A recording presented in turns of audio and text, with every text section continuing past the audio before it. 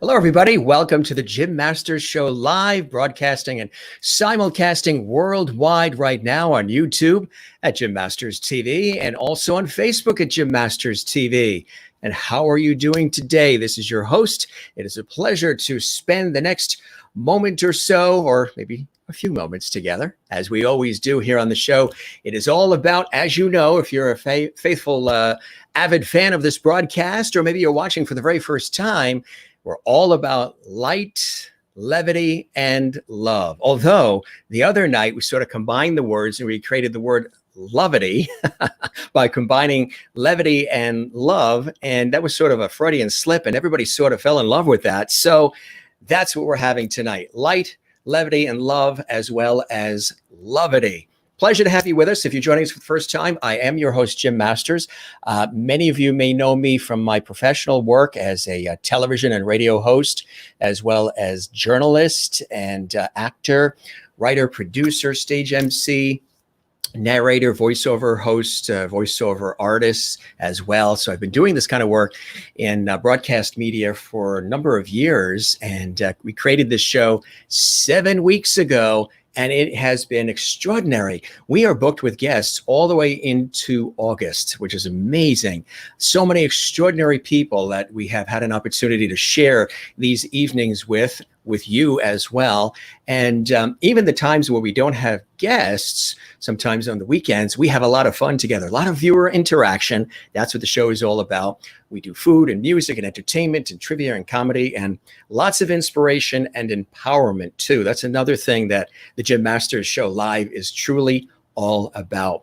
So the audience has been growing by leaps and bounds too. We have people who have been watching this show nightly, religiously, faithfully since it started, all across the United States, Canada, Australia, New Zealand, throughout Europe, Ireland, Scotland, the Netherlands, Spain, Italy, and so much more. Asia as well. We've heard from Japan. We've heard from so many other locations. And it really warms my heart to know that you guys are responding to this entertainment lifestyle talk show series that we created. Something for everybody on this show. Again, it's light, but we also get into some deep topics, life subjects, as well as much as we have levity and love and fun as well. So if this is the first taste you're getting of the Jim Masters Show Live, well, we welcome you.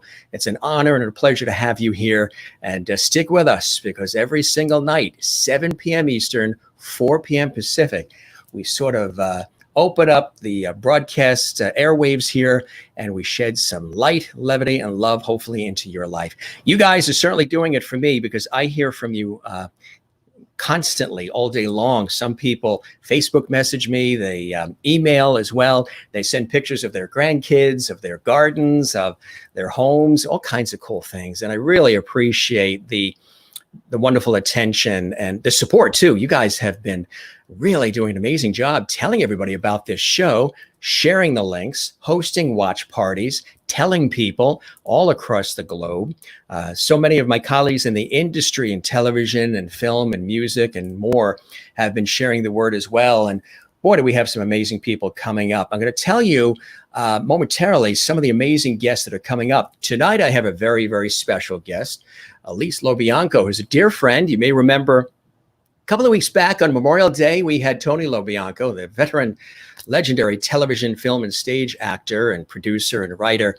And we had a really inspiring and empowering Memorial Day episode that people are still watching and still talking about. If you want to see episodes of the Jim Masters Show, all 7 weeks, all you need to do is go to YouTube and go to Jim Masters TV. All the great episodes. Last night we had the extraordinary musician, arranger, and composer and guitarist John LaBarbera with me for an incredible conversation.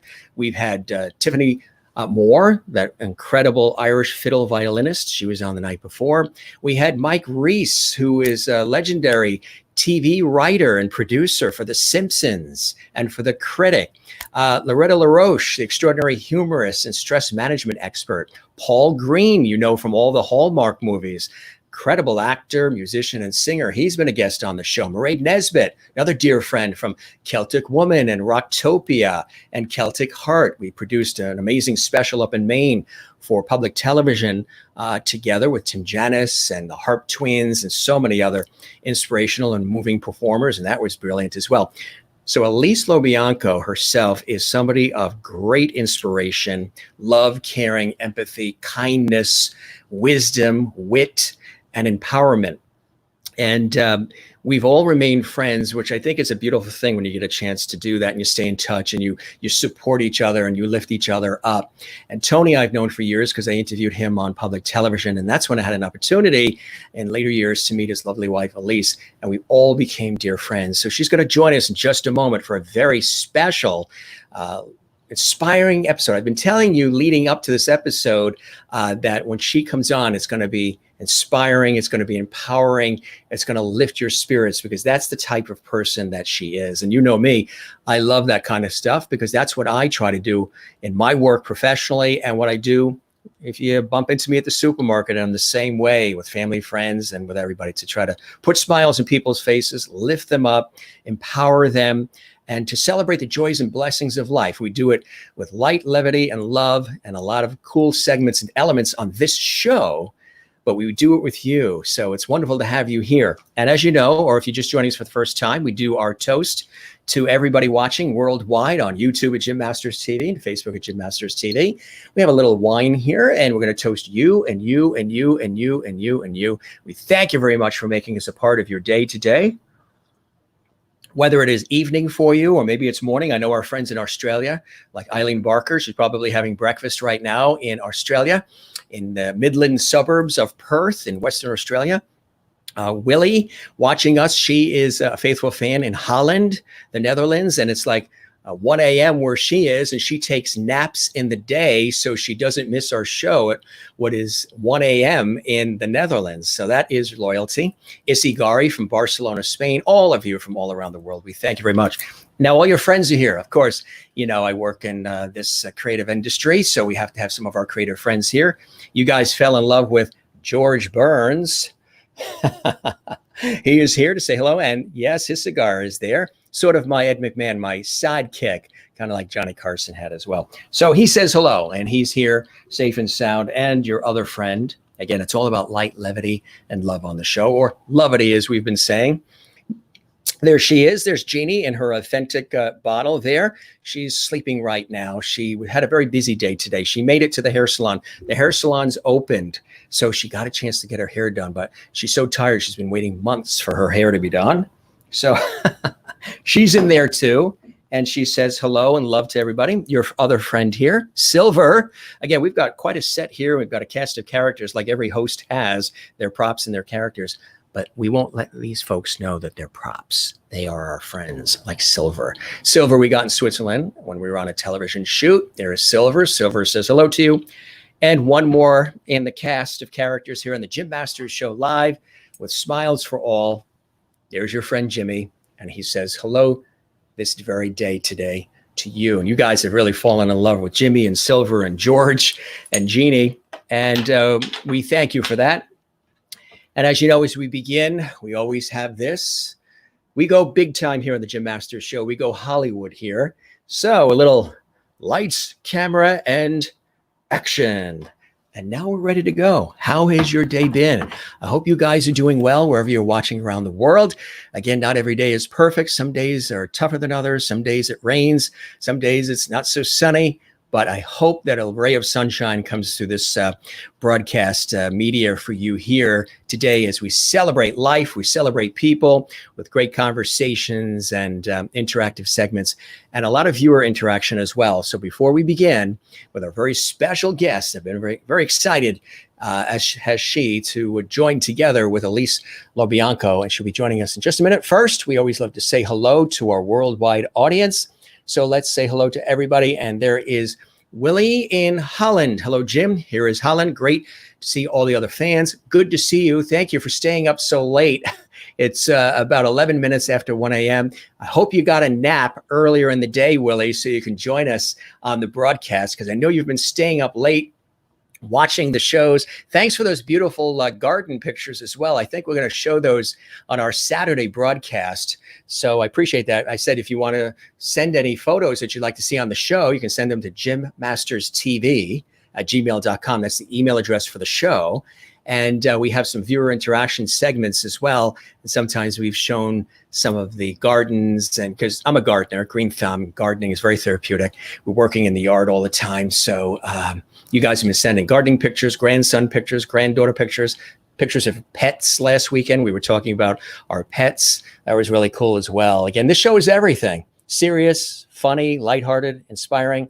Valerie Landis, also from Holland. Hello, Holland, from Maryland and DC. Good to have you with us. We are here. We broadcast from the United States. We are here in the greater New York area, in the southern New England area between New York and Boston. That's where this show originates from, in the United States. Hello, Maryland. And Avril, Britain.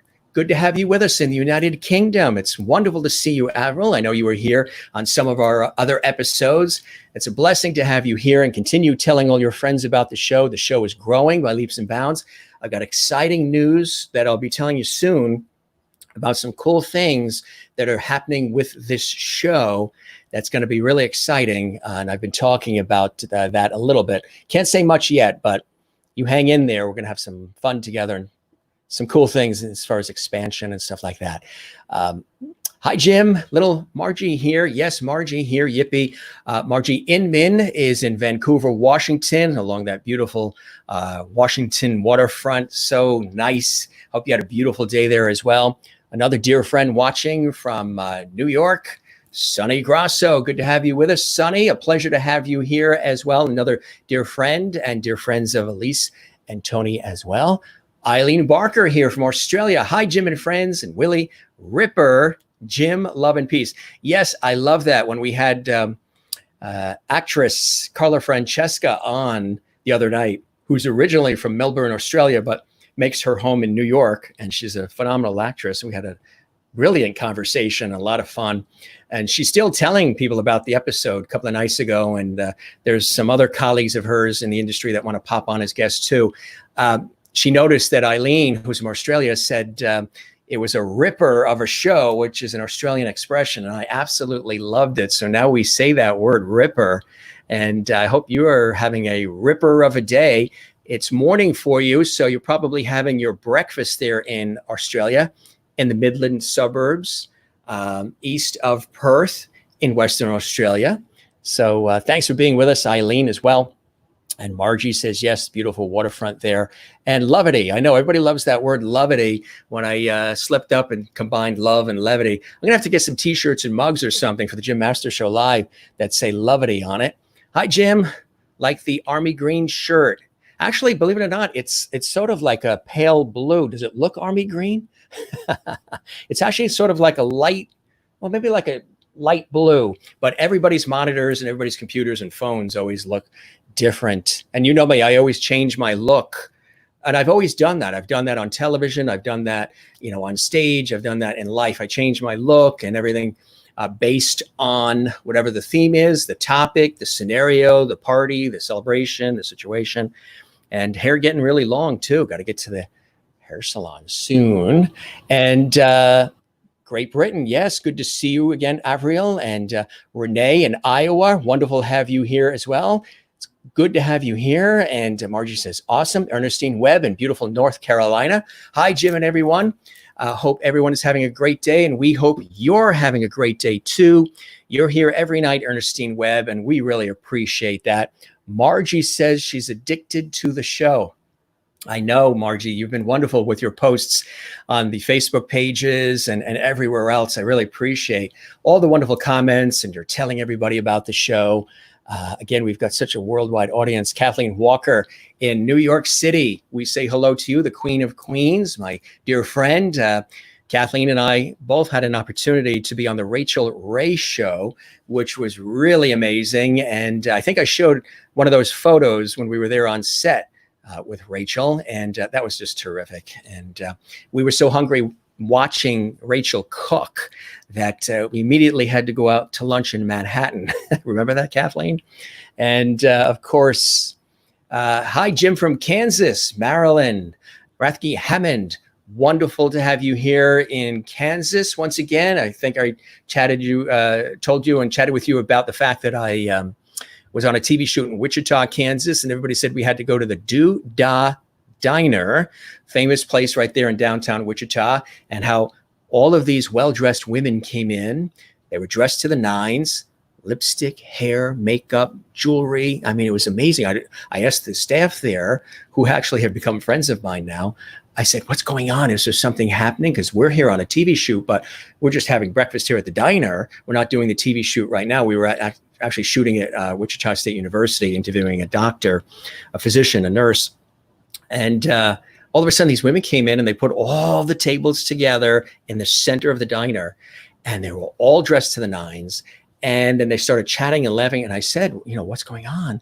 They said, oh, these women come here every single day and they're dressed to the nines here at the Doo-Dah Diner. They take some of the tables, put them together, and they feel that they are the real housewives of Wichita. So they're talking about this one and that one, and this one's divorcing this one, and this one left that one, and I got a new pocketbook, and all the different things. It was really funny. It was a riot because all of a sudden the wave of people came in, the tables came together, and it was like a Real Housewives episode. So I remember that from Wichita, great place. Hello, Joy Lorenzo from New York, and hello to your grandson Connor, who is there. Wonderful Connor in that great picture. Margie, once again. Yes, we are talking about that right now. We are talking about that. He's a dear friend of mine as well. Going to bounce back and forth, put Connor to bed tonight. Say good night to Connor later on when you put him to bed. And Bruce Bryant, greetings from sunny Southern California. Bruce, great to have you with us from Home and Realty Magazine. Another dear friend, got a chance to see him and Tessa Bauer when we were on a TV shoot in LA. Then we drove down to Redondo Beach and we caught up for some dinner on the pier and drinks and dessert. Some really good time there in Redondo Beach, and it was really, really nice. And Eileen Barker says, here's to the toast. Yes, you had breakfast in Australia. You are welcome. And yes, Jeannie, she got her hair done. She was quarantined in that bottle for a long time. Mr. Masters Neighborhood, yes. Who was the one that said, I remind them of Fred Rogers in terms of my spirit and inspiration and tone. That was a beautiful thing to be said. Christopher Joseph, hello to you as well. And Sonny, hi from your parents as well. And where are the tulips? Oh, you want the tulips? I still have them, Willie. Remember I showed these to you? We were on a TV shoot in the Netherlands. They're right here. I showed you these. They're here from your home country of Holland. So they're here on the set as well. I tell you, we're going to have to make these rooms bigger. The set is just growing here. Good news from Jim Masters Live as well. Lovely and lovely. You got it. And that's fantastic. Please do. And thank you, sir. Remember Rayo's soon when you're allowed to, right? The social distancing and everything. Looks blue to you, the shirt. Thank you. Hi, Margie. And we all suffer from a form of Masters Mantra Mania addiction. Thank you very much. I appreciate that. If you know, I post Masters Mantras, hashtag Masters Mantras on my Facebook page. Been doing that for a year. There are sources of inspiration and observations of life and positive comments and things of that nature. And if you go to my YouTube channel, Jim Masters TV, subscribe to the channel. You can see all of the episodes of this series, but also some of my professional work. I'm going to be uploading more of that on there. And a whole section of Masters Mantras I've done on location as well. Positive, uplifting, observations of life, things of that nature that people seem to really like. And they want me to write a book about that. They want me to write about a book about that. And also that story I told you about the life-changing experience I had driving alone through Death Valley after a TV shoot had wrapped. That was cool. I was on the radio interviewing somebody today who's a shamanic and very inspirational person. She was a guest on Close Up Radio, and you know I do that as well. And we were talking about that, and I told her about the Death Valley story, and she loved it. Good to see you in Sylvania, Ohio, and yes, as well. And June, yes, June as well. Good to see you and all of you here. Thank you very much. Again, we toast to all of you, and we welcome to the Jim Masters Show Live. Again, we're here every single night.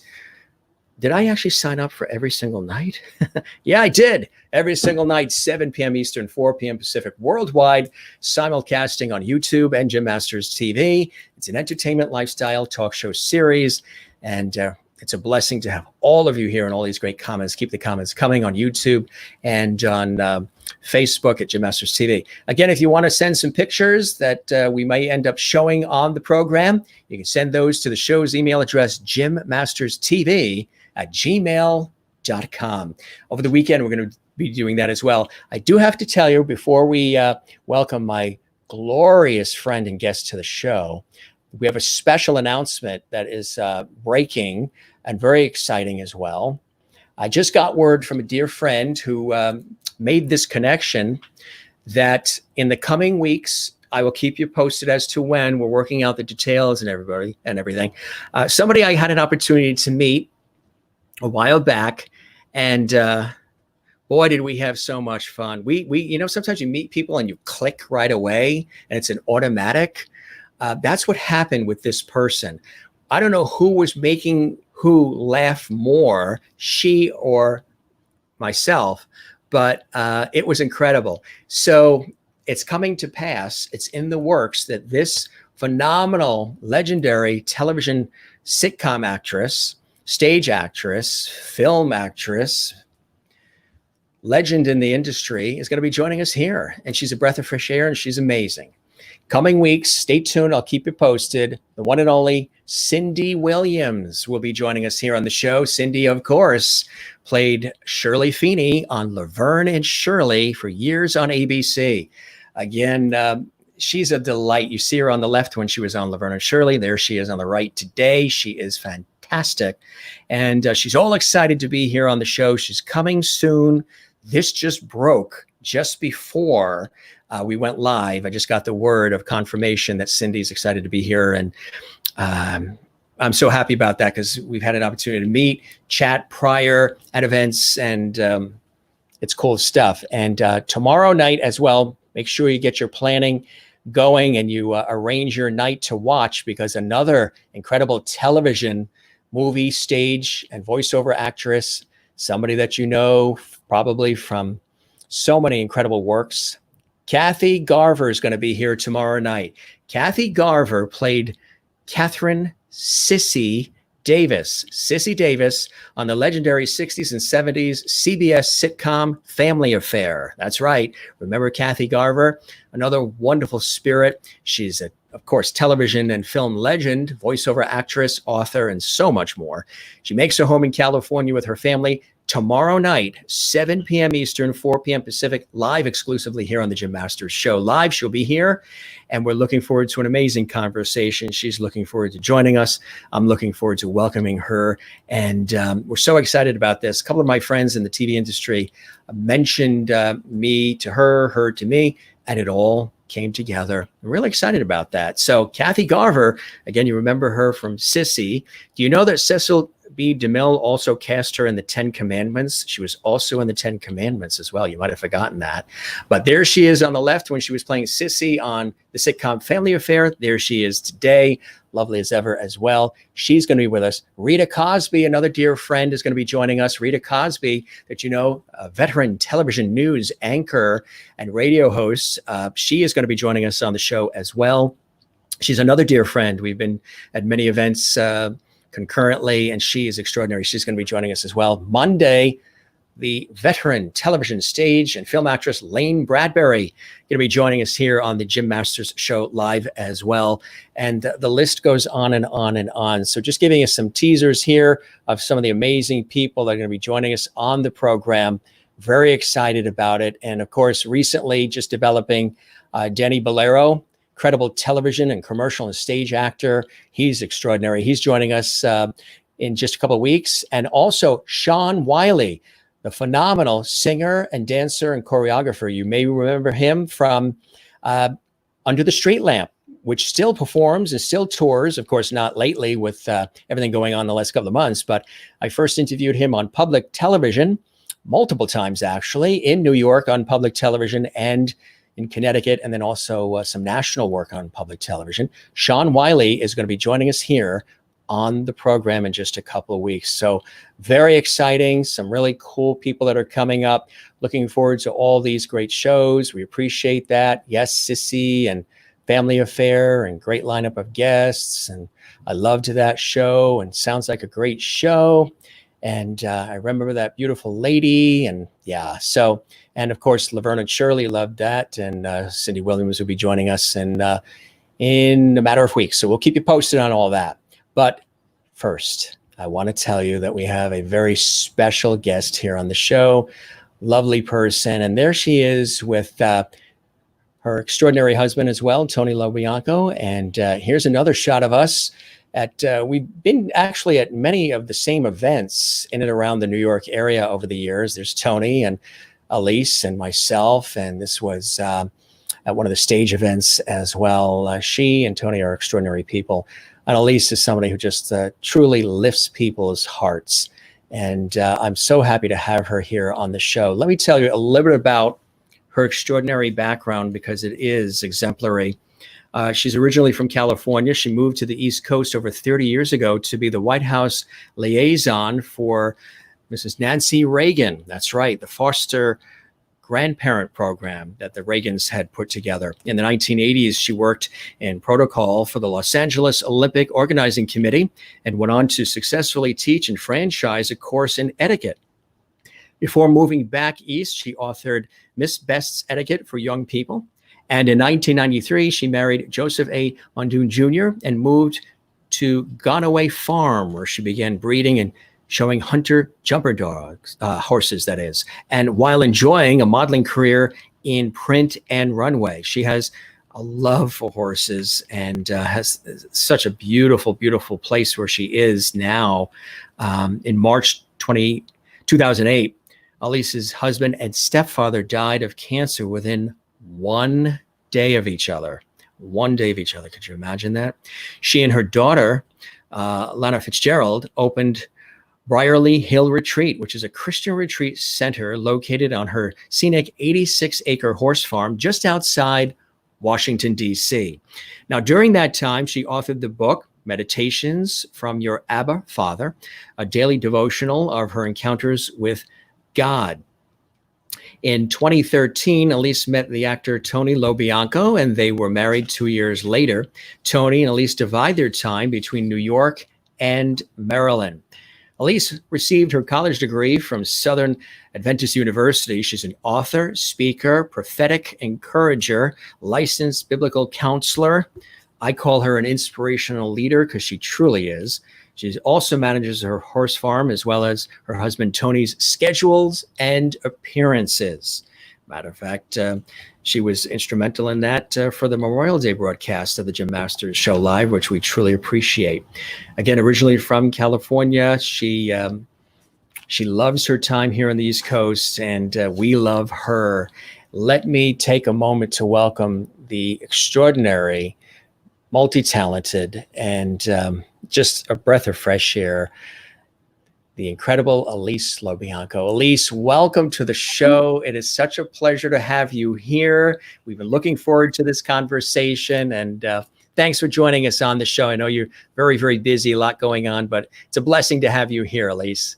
Well, thank you very much. Good to be here. And when your autobiography or your biography is read, you're always kind of astounded. You didn't really know you do so many things. But I wanted to say that, Jim, you're such an inspiration. Every time Tony and I run into you, you're always so kind and loving and always have the right things to say. And you're warm and generous, and you're a great moderator and a great MC.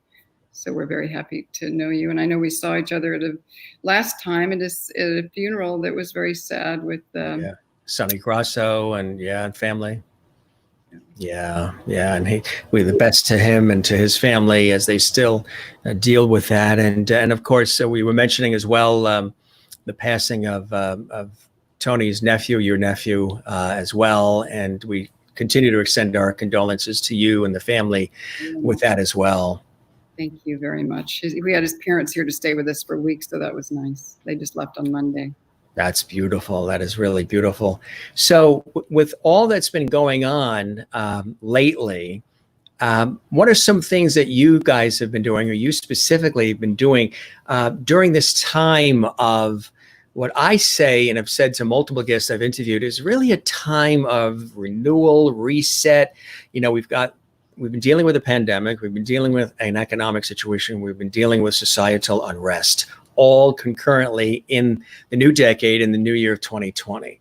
I think there are signs to me that it's a combination of a couple of different energies that I met head on when I drove alone through Death Valley in a life-changing experience after a TV shoot.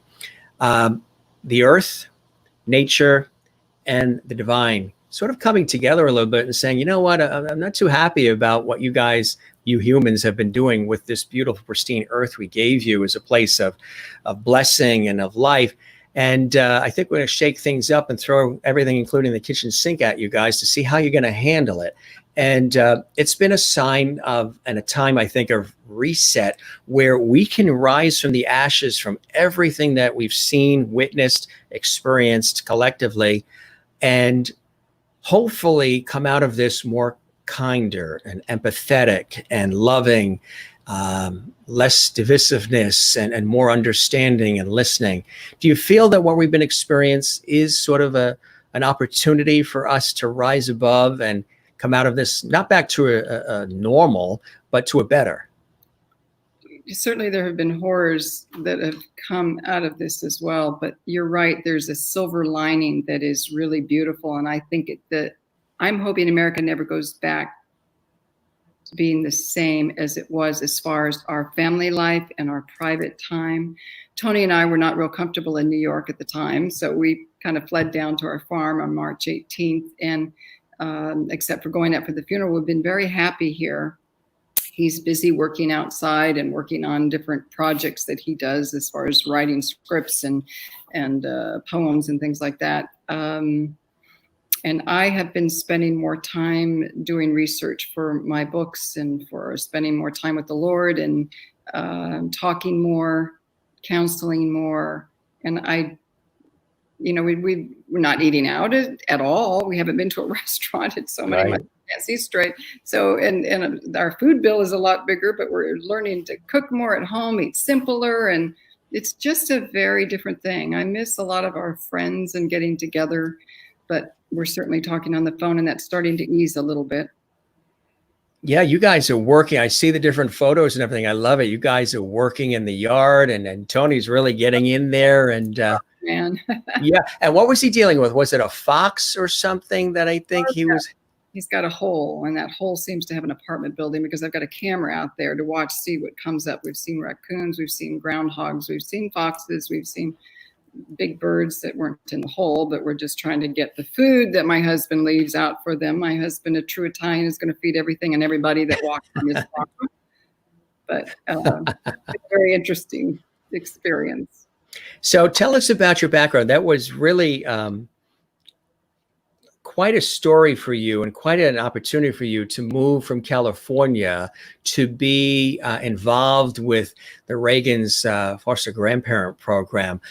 Tell us about that transition. Before you came to the East Coast to do that in Washington, D.C. with the Reagans, tell us about the early years for you. Were you always somebody who was spiritual, always inspirational, always empowering, always asking why, and always having an opportunity to provide a sense of healing and joy to other people? Is this something that your family and others recognized in you early, even in your youth years?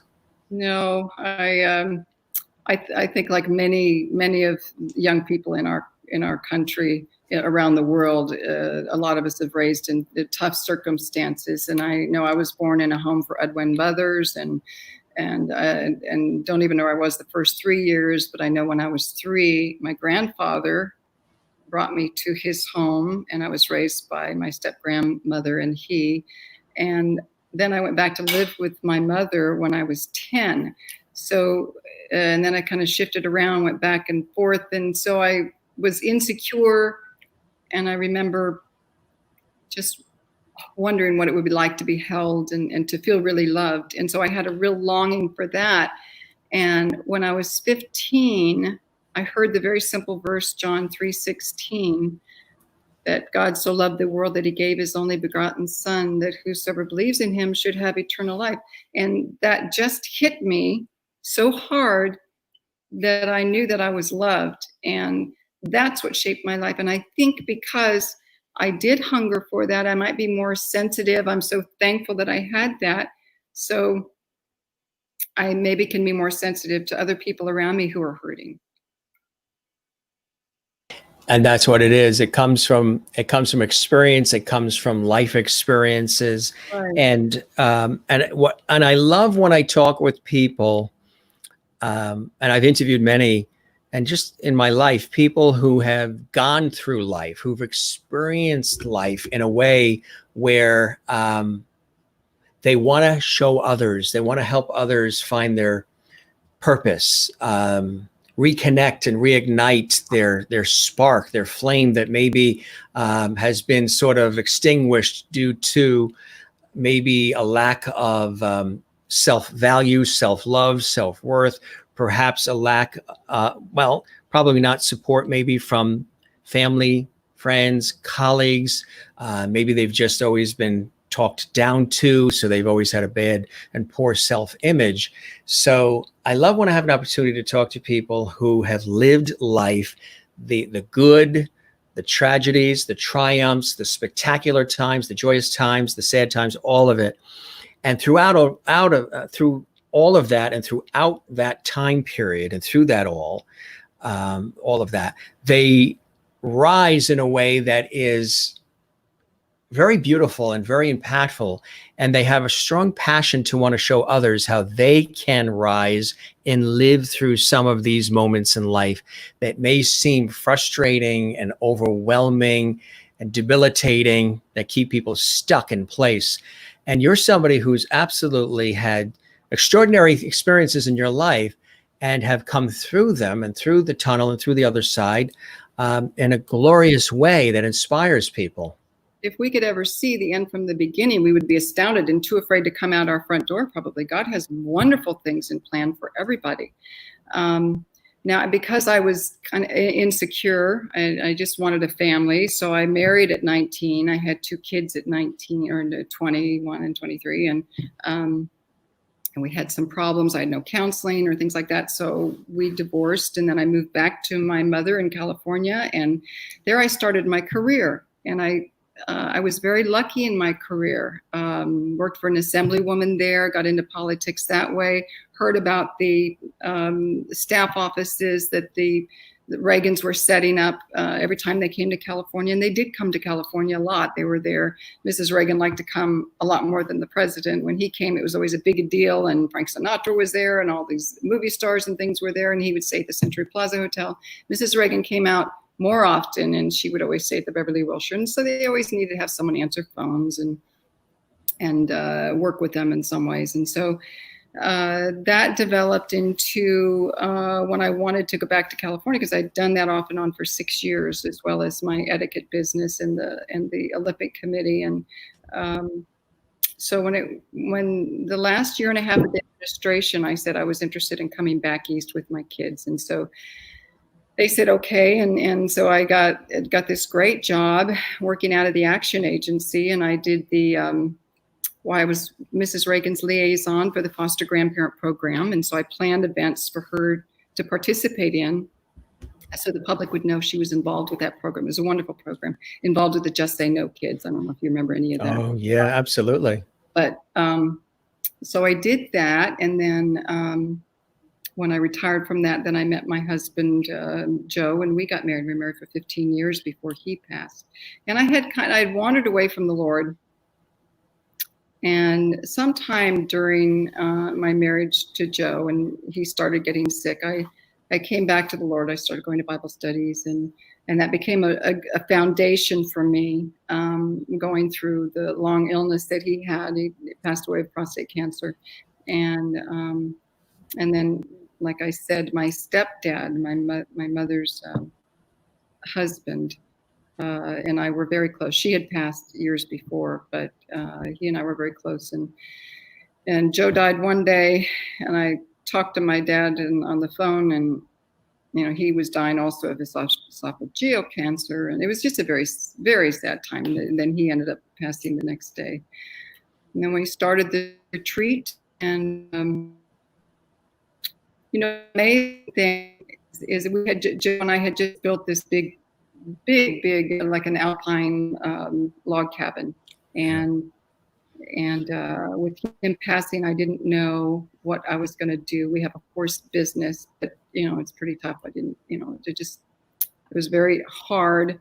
I was depressed. I was alone, and felt like I couldn't go on. But I was a woman of prayer. I talked to God constantly. And one morning when I was upstairs and I journaled my prayers. It just helps me to focus when I journal more. It's also a little bit of a diary. You can go back and read where you were, but you can also, talk to God. And the Lord started answering me back in just the most wonderful, encouraging ways, and just giving me courage to know that he was with me and every step of the way, and that he loved me no matter what, and I was never alone. I started sharing these with some friends, and then they started sharing them with friends, and it became a daily thing. And they started going out all over the world. One time I heard from somebody from Dubai, and this was just passing on emails. So I decided to turn it into a book. I got 365 notes of encouragement from the Lord. Then we turned it into a book called Meditations from Your Abba Father, and it's been a great source of encouragement. It's just love. It just helps you know that you are loved, you are not alone, God is with you, and it's wonderful. Yeah, let's talk about that. What was that process like, putting that book together? And I'm sure it was very moving for you as you were compiling it and writing it. What was that process, the writing process, like for you, Alyse? It was so comforting. It was just like I'd start writing a word, and then and then another word, or sometimes it would be a sentence that would come along into my mind, and I would write it down. It all made sense. It all fit together. They were all about the same length and format, and it was not anything I created. It was totally miraculous. And I go back now. I personally get encouraged by it still every day when I read it. So I know it's not from me, and it's just a download of love from God. Which is beautiful. And what has the response been to that? I'm sure, you hear from literally all over the world when people read it. Yeah, so many people are encouraged. So many people are helped and led to comfort and joy and salvation, and just they just know they're not alone. And what's amazing is that every person that reads it said, "Oh my word, that was meant for me today. How did he know what was going on in my house today? That was written for me." And the Lord has been able to use it in that way.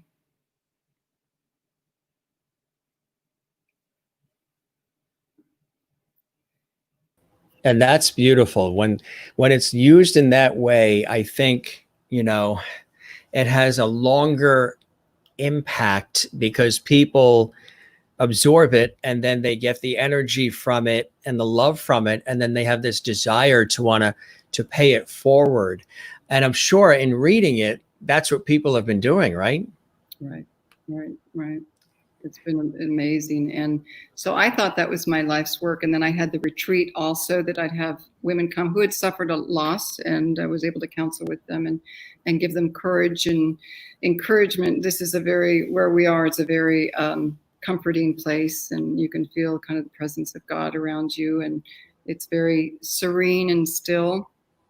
And right. Then I met some actor from New York, and I could not even envision meeting an actor from New York that might be interested in me, because I had a ministry here on a farm, living like a nun and helping other people, which is what I wanted my life to be. But then he kind of swept me off of my feet. Yeah, and that's amazing.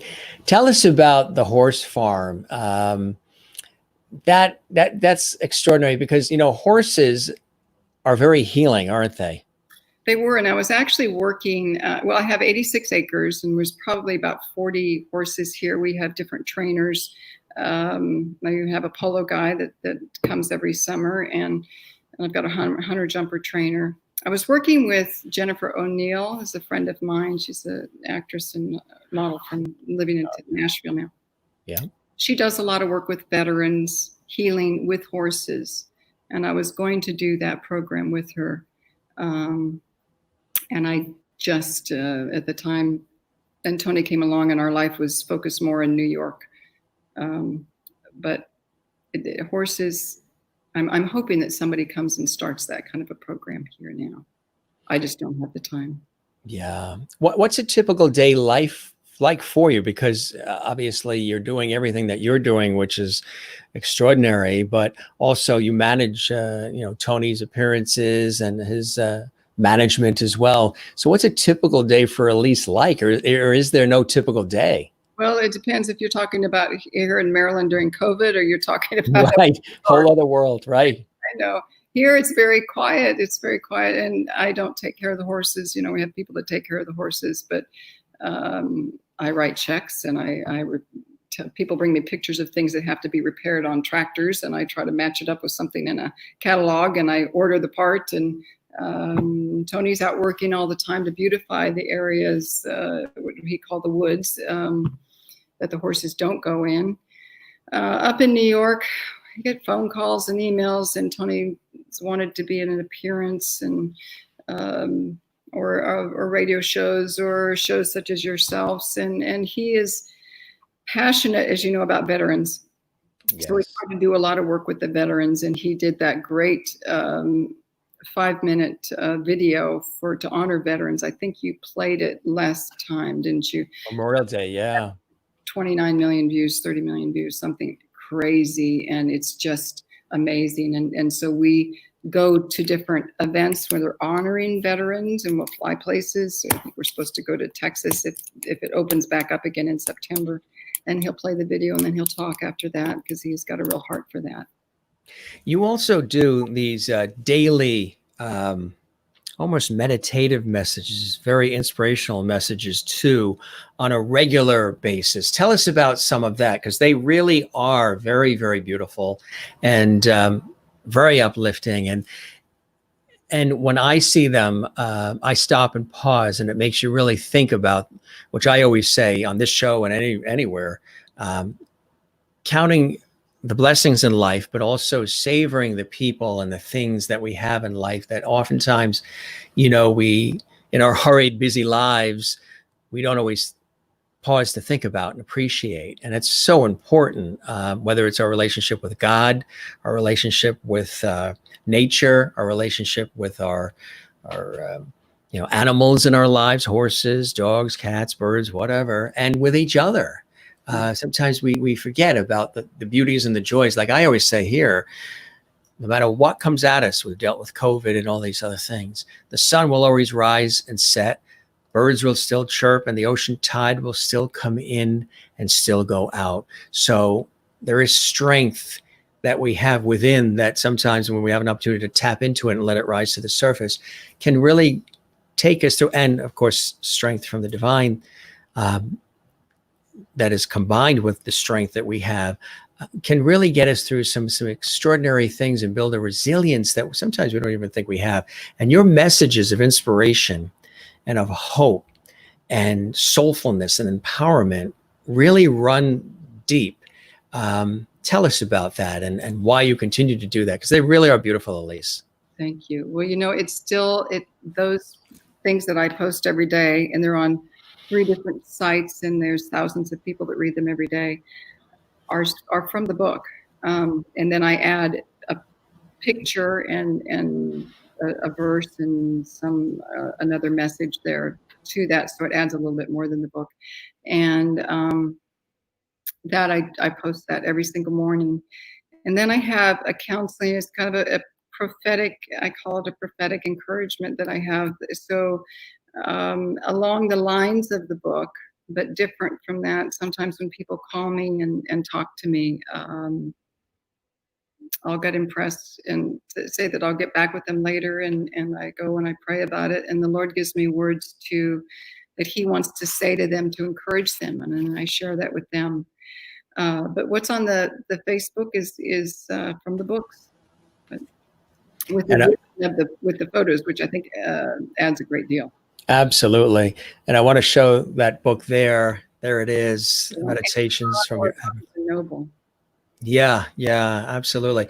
That photo on the cover is absolutely stunning. Did you take that, or where did that come from? That really is. It came from a designer, but we have that same kind of sunsets and things out over our western area, the sunsets. So that book you said is available at Amazon and Barnes and Noble, and your website as well. I don't have one yet, so that people can always message me, and I can get the book to them directly. Just through Facebook, they message me. Daily messages from God. So for people that are going to run to Amazon and Barnes and Noble now, and I encourage you to do it to get this incredible book. The messages from God, are you sort of the conduit, the facilitator of the messages, and then they come through you and then into print for people to then read and absorb and Yes, he gives me the words to say 100%. I don't write my own thoughts down or my own feelings down. I wait and I pray and I wait until he tells me the words to say. It just impresses me to say. So it's hard to explain. Yeah. Are you ever? I would imagine with that ability and that real deep understanding, there must be sometimes where some of those messages that you get are so incredibly powerful that it almost takes, I mean, you're the conduit, the facilitator, but it almost takes your breath away as well. It does. Like I said, it's wonderful for me to hear, but it's also very draining. It's hard to explain when I'm all done. It's very draining because you're very in tune. You're very on one with the Lord. But I do want to say that there's so much going on right now, but I know that God knows the answers. We can't see the future, and it doesn't seem like there's any answer and there's any hope, and I know there is. I know that God has the answers, and we're just supposed to pray about that and trust, and all will be okay. America will be saved. That's a very important message for people to hear, because right now, like Ernestine from North Carolina says, our God is an awesome God. And Margie from Vancouver, Washington, thanks, Alyse, for your sharing your faith. I write prose about God's love for us. I am blessed to hear your story. They like the beautiful picture of the cover of the book. Here's another one. Valerie, what an amazing journey the Lord planned for you. And I have been so blessed to have been on one of your paths. That is Valerie Landis. Valerie, she's a great listener to your show. And she texted me right before the show began. And she said, I didn't know you were going to be on Jim Masters' show. I listen to him all the time. And she actually lives on our farm. She's one of the people that have been here for a long time. And she's one of our dear patriots. What a small world. I didn't realize. I knew that Valerie watches on YouTube. Wow. I didn't realize that connection. Wow. Yeah. Wow. Good. That's amazing. So she told you about it. Well, Valerie, thanks for watching on the Jim Masters TV YouTube channel. And I tell you, there really is, and let me bring her up there. There really is a reason why people are brought together. I truly think that there's a reason for everything, and there's a reason why people are brought together. And I really think that that's just they have on our farm. Oh my God. And that, and she's watching this show regularly. So that just, you're a blessing, Jim. Rick Gordon, such a blessing to watch this. Thank you, Rick. Marlene, love Alyse's book, helped me so much. Mary Ann Kelly, who is an incredible, she's a medium. She's a coach. She's in New Jersey.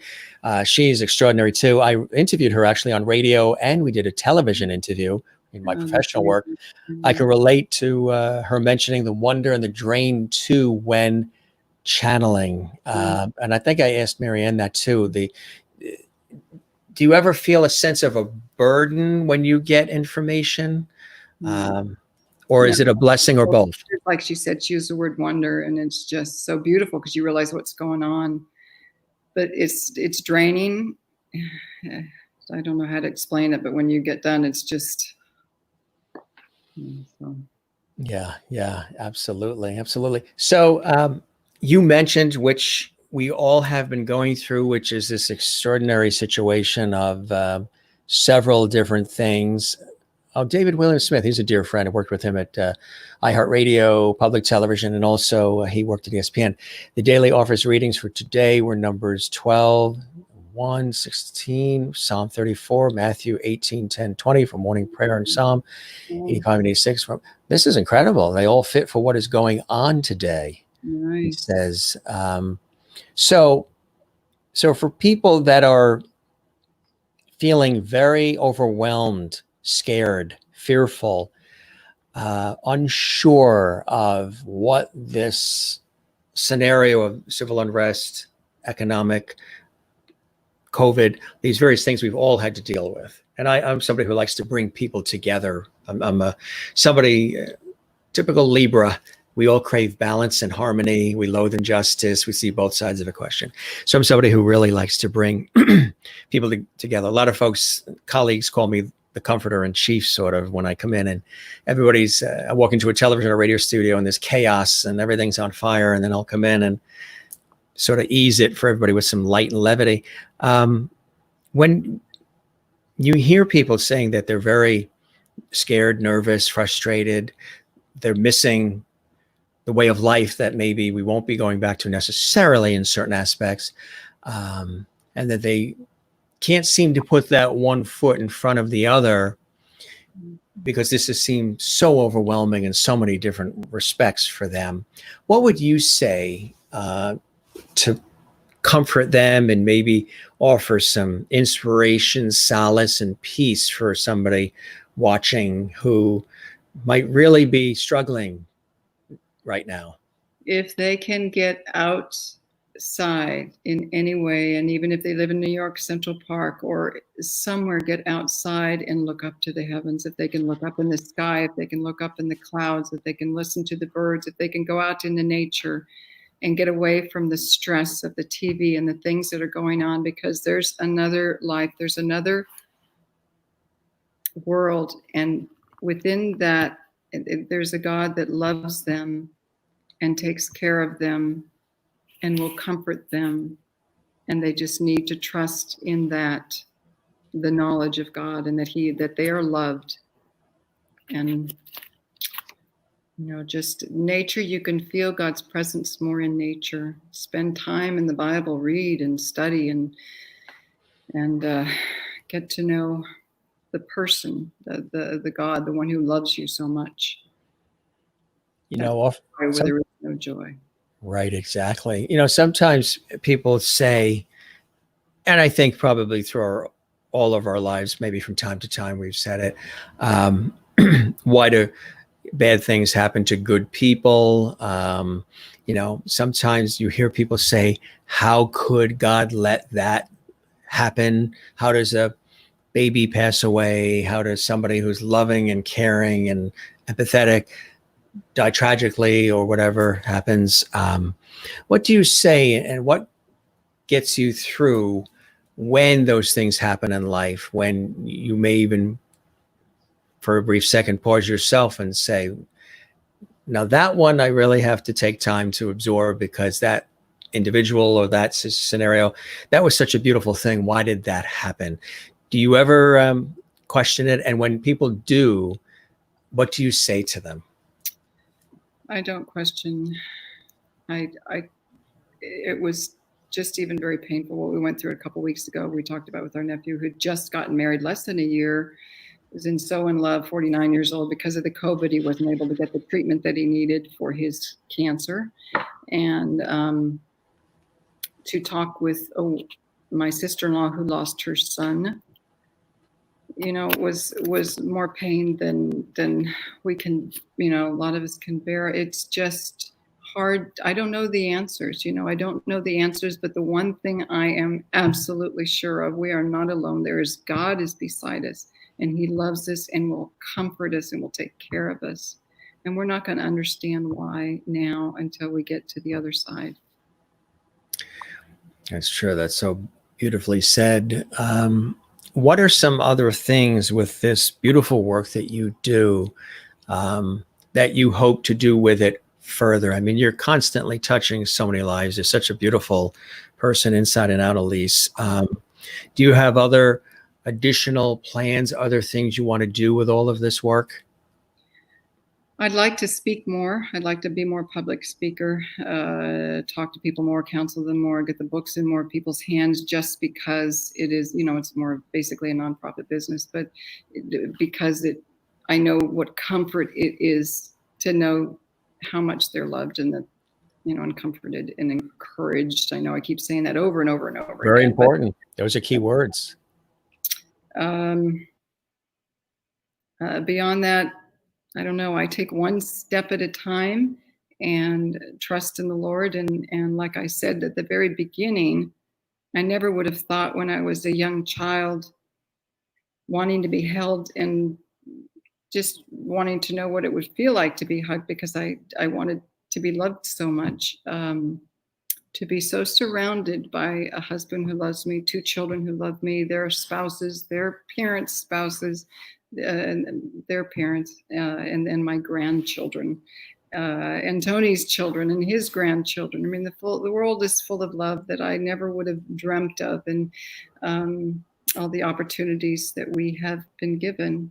It's unbelievable. And I just take one day at a time and see what he has on the horizon next. What are some of the things through your life's journey and life's experience and everything that you've come to realize as being somebody who is intuitive and of a higher consciousness, a high level empath? People have described me similarly in that way. There's just a certain way, you see colors differently and visual and hear things deeper and feel things deeper. High level empath, intuitive, higher consciousness, with that source of inspiration and the feeling of the divine. With all of those things, when you look at the journey of your life with the understanding and appreciation that you have these wonderful, and some people don't like to use the word gifts or talents, but they're just an essence of the individual. What have you learned about who Alyse is through all of this? Well, that's a big question. I'm very grateful for every step I've taken, be that good or bad, because I think life is a learning experience. And as long as we can come out of it and look for the positive and keep growing. My husband is very famous for, even as a youngster, wanting to know, gee, this happened. What does that mean for the future? How will I be reacting to it in the future? I never looked at it that way, but I'm just thankful for the person that my life experiences have made me, as I hope that every person that's listening is, because we're all accumulation. So we're all so very different, all accumulation of all of our life's experience. And the main thing is we keep our eyes on God and we keep going forward and we be the best person we can be. We should be kind and loving towards others. And there's many things that we can't understand. We should try to understand and try to do whatever we can, but mainly to keep our eyes on God. How does being surrounded by, you mentioned a little bit about nature and animals, how that really can take even the most fearful of times and even the most frustrating of times, and all of a sudden allow you to breathe. Like I tell people, and we know this, vocalists know this, singers know this, announcers know this, athletes, to breathe from the diaphragm. Because when you take that deep breath, it's extraordinary what happens from head to toe. Being surrounded by nature and animals for you is a very big part of your life, isn't it? Very big part of my life. I have always loved animals from the time I was just a little kid. And being surrounded, I can't tell you the beauty that I'm looking at even as we're speaking. Let me just turn it around for just a second. I don't know if you can all see out the window at the, Oh, yeah. the Wow. beautiful sunset in the fields, and there's a horse over there. It's probably too small for you to see. No, but beautiful. But we get great peace from being here. And I hear over and over from the Lord to encourage people to go outside because they can sense his presence there. They can listen to the birds, like I said, or the wind rustling through the trees. A lot of times you can't find that in New York City. So if you take a walk, even in the park, you can sense God's presence there. Yes, you can. Yes, you can. Marlene says Alyse's book is a great gift to give to friends. I've given it to many friends and they all love it. Ernestine and the thing that Tony and I just got. oh yeah. Love. His name is Shane. We named him after that movie. Beautiful. Sorry. Yeah. Another great source of joy for both Tony and I. We love him a lot. Oh, I don't doubt. Ernestine in North Carolina says we have to trust our Lord and pray every day. That's very important. And Sonny Grasso says absolutely, Alyse, amen. That's triple A. And Margie Inman in Washington State, God gave me peace of mind through all this stress. I had known fear all these months. People like Jim helped me take focus off the health issues. She's got some significant health issues, and she had said that she was pretty much at her wit's end. And then she discovered this show, and when she watches and when we have conversations with beautiful people like you, Alyse, and other wonderful guests that come on from all fields of endeavor and levels of success, during the time that we're on, the pain and the knowledge of her health issues pauses during the time that she's watching with us. Which is, I know you're not alone. I know you're not alone. And I know what you're going through is really, really hard, but I'm so thankful that you can look to the Lord and know that you're not alone and he's with you. Absolutely. Beautifully said. Christopher Joseph says to be led by the Holy Spirit. And Renee in Iowa says, love your house. Thank you. It is stunning. What style is it? What type of house? It's like an aspen mountain lodge. It's a big log cabin. If I show you too much, you'll see my husband sitting over there in his pajamas, which I'm sure. Hello, Tony. Around too much. But no, don't go away. You're good. Anyway, it's a big, it's lovely. So. Absolutely. And Renee says, we have been having our church services outside the past couple of weeks, and we do seem closer to God being outside worshiping, because a lot of the great. Yeah. They've had to do it outside. The positive things that are happening because of the COVID, they're there. They're there. God's put a reset on all of us, right? That's what I was saying. It really is like a reset. Absolutely. Ernestine loves your cat, your new family member. And Marianne Kelly says, one of the qualities that makes Alyse inspiring is that she chose kindness and not bitterness to help others. And that really is a choice. Choosing kindness and empathy is a choice. And also learning to forgive, which in the beginning is really easier said than done, but it really is crucial. There will be experiences, there will be people in our lives, there will be things that will happen which will disappoint us, which will hurt us, which will aggravate us, annoy us, which will consume us, create all kinds of stress, all kinds of confusion, all kinds of, again, disappointment, sadness. But the ability to forgive and learning to do that is even forgiving those who trespass against us and those we care about is a really crucial thing. sometimes we don't have the power to do it on our own because it's been so grievous to us and so painful. But it is so important for our own personal growth because it hurts us. It's a cancer inside of us, right? So you have to give it to God and say, I can't do it. You just, please help me learn to forgive. And then like Sonny says, you have to forgive yourself as well. When we ask forgiveness for our sins, they're gone, man. They're gone. They're down at the bottom of the sea. Gone. Yeah, right. Exactly. Absolutely. Absolutely. Austin Field loves the cat, and that definitely takes stress off when you have an animal around. Yeah, absolutely. And, you also have to count your blessings too, right? Like you said, you have a beautiful home and, the love of your lives, you and Tony, and a wonderful relationship and family. And oftentimes in our busy, hurried lives, we forget about those basic things in life. Like I tell people, and I've been saying it, a lot of messages like this throughout everything we've been dealing with in the last couple of months. And I've done a lot of on location segments for this show and for other professional work where we'll be hiking or we'll be walking along the beautiful coastline because I live here along the coast. And I'll just tell people, look at this. I mean, look at the sun setting into the ocean.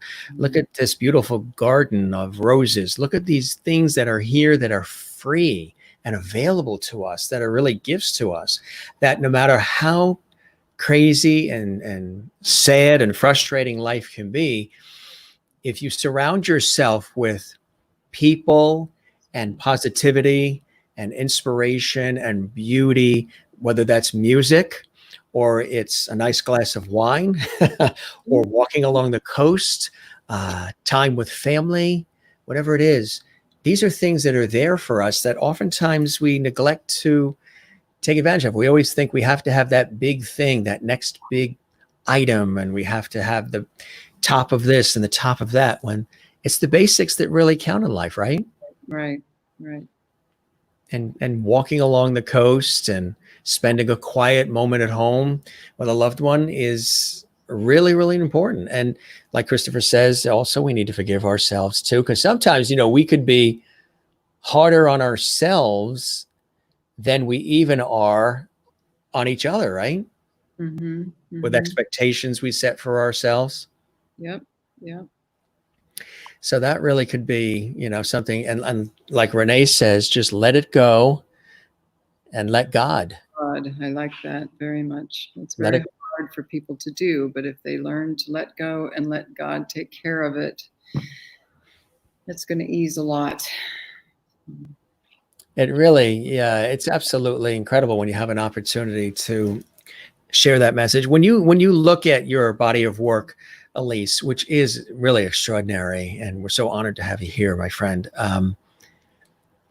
How do you can't really categorize it, right? I mean, I say empowering and inspirational, and I know those words people use a lot, but how do you look at it? You feel like you've been placed here for a divine purpose. You are here to lift and to help others find peace and solace and understanding of purpose and to heal, right?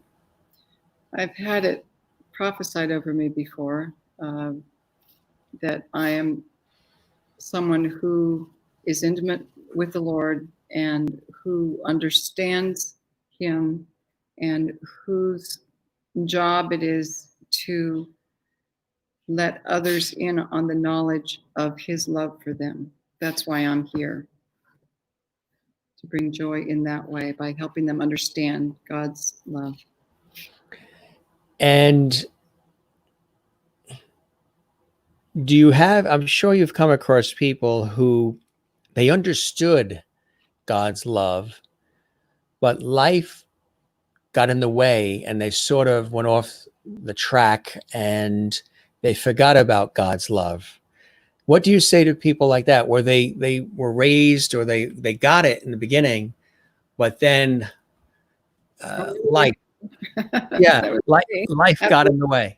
After He finally revealed Himself to me when I was 15 and I accepted Him as my Savior, and then I started getting into, life, like you say, right? And interested in things and places and parties and cars and clothes and jewels and all the things that have nothing to do with true happiness or true peace, or God. But reality sinks in, and if you're lucky, if you're blessed, and you realize that that's not what life is about, and you get on your knees and just start again, because he never leaves you. He's never left you. Even though you might stray, he's not strayed from you. He's always there. He always forgives. He always starts you over again.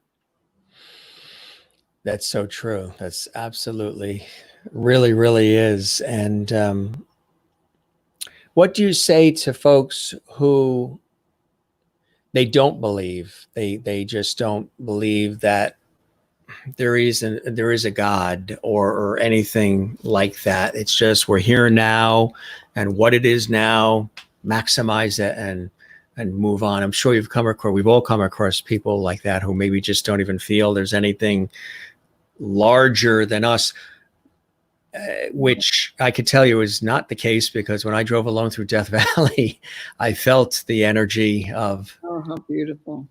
Yeah. Beautiful experience. I hope you always remember. I hope you wrote it down so that you can refer to it exactly, all the feelings. It's important to write all that down so that you can go back when you're feeling lonely or down or whatever, and you can remember that exactly what happened.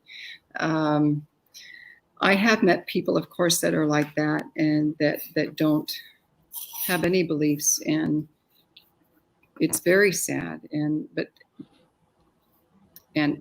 God told me, in the middle of the night, when it's dark and they're alone, they do wonder, and they do get scared, because they don't know what's going to happen afterwards. They don't know that they would have the assurance of a life afterwards. But I also know that God loves them even more than we could love them. So we can pray for them and hope. But I know that hopefully God will get through to somehow, some way, so that they have that knowledge of the hope. Absolutely. I'll tell you briefly the Death Valley story, because it's so apropos for this conversation. I was on a TV shoot. We were in Las Vegas, and we landed in Las Vegas. We took a rental car. We drove out to a town called Pahrump, Nevada, which I had never heard of before. A real cool, funky, old-fashioned desert town. And I was assigned this task through professional work to interview this renowned oil painter, this beautiful woman who's been painting for 50, 60 years. Mm-hmm. And she has her home with her husband, surrounded by all her beautiful artwork in Pahrump, Nevada. She was originally from Bakersfield, California. So the job was to go there and do a full interview and spend the day filming with her. So I was very much looking forward to it. We got together with the crew who came in from Los Angeles the night before, met Dorothy and her husband at a barbecue restaurant in Pahrump, Nevada, and it was wonderful. The next morning, we all reassembled at her home, and we did the full day of filming, and we saw the artwork and the books she's written to show others how to do oil painting and more. And it was fantastic. When the shoot ended, and we all said our goodbyes and our hugs and all, the crew had to go back to Los Angeles because they had to be on a film set in the morning. I still had about a day and a half left with the rental car to just explore the area or go back to the hotel. So I chose, because I'm very visual and I like to check places out, especially, I've never been in Pahrump, Nevada before, to go explore the area. And I took the rental car around and took a look at the beautiful area. I mean, desert and mountains and just raw nature. Absolutely beautiful. But what kept happening for me, Alyse, was I was making all these different turns and going through the different areas of the town, and I kept being led to the entrance of Death Valley. And now I had put Death Valley on this monumental status. Oh, this is like, this is Death Valley. You see this in movies. You see this on television. It's that road that goes on forever, and you don't know where it leads. And it could be, snowing in one part. It could be windstorms. It's risk. It's dangerous. You're supposed to go with people in the car. You're supposed to go with water and supplies. And, not necessarily with a rental car, a car that isn't going to overheat or something's going to happen. And I had none of those things, and I had nobody else in the car. Normally, if I'm going to do something that I put on a pedestal like a Death Valley or Grand Canyon or whatever it may be, the Acropolis, I would want to be with other people because I'm very communal and I like to share. I like to create experiences for people, but I also like to share in the experiences that we are met upon at the same time, that greet us at the same time. None of that was the case. So I kept being led. Every time I took a turn, I ended up at the sign that said Death Valley.